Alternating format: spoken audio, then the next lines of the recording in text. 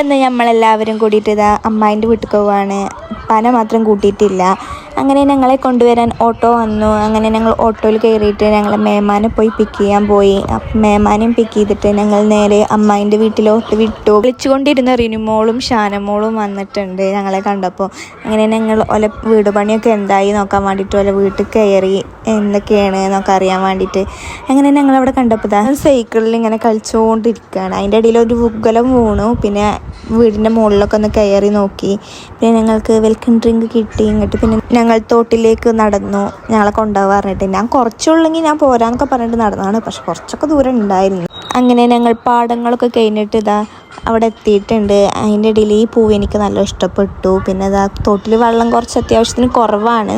നല്ലൊരു രസമല്ലേ കാണാൻ പോണതൊക്കെ.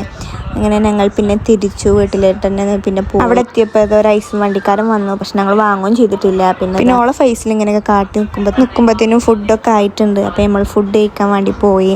നല്ല നെയ്ച്ചോറും ബീഫ് കറിയും അച്ചാറും തേരും ഉണ്ടായിരുന്നു. ഒരു ഈവനിങ് ഒക്കെ ആയപ്പോൾ ഞങ്ങൾ എന്നാൽ പുഴയ്ക്ക് പോകാമെന്ന് പറഞ്ഞിട്ട് ഞങ്ങളെല്ലാവരും പാടെ ഇറങ്ങിയിട്ടുണ്ട്. ഇവനക്ക് ഓർക്കാപ്പുളി കൊടുത്തില്ല എന്ന് പറഞ്ഞിട്ടില്ല, ഏറിയിലാണ് അവനെ. ഇങ്ങോട്ട് ഞങ്ങൾ കൊടുത്തു വന്ന്. നല്ല പുളി ഉണ്ടായിരുന്നു ഓർക്കാപ്പുളിൻ്റെ പുളി അല്ലാതെ പിന്നെ എന്തല്ലേ. അങ്ങനെ ഞങ്ങൾ കുറേ ചേന കണ്ടു. ഞാൻ ഫസ്റ്റ് വേറെ എന്താണെന്ന് വിചാരിച്ചേ, പിന്നെ ചേനയെന്ന് മനസ്സിലായി. പിന്നെ ഞങ്ങൾ നല്ല പ്രകൃതിദത്തമായ സ്ഥലങ്ങളിലൂടെ കളിച്ചും ചിരിച്ചും ഞങ്ങളിങ്ങനെ പോവാണ്.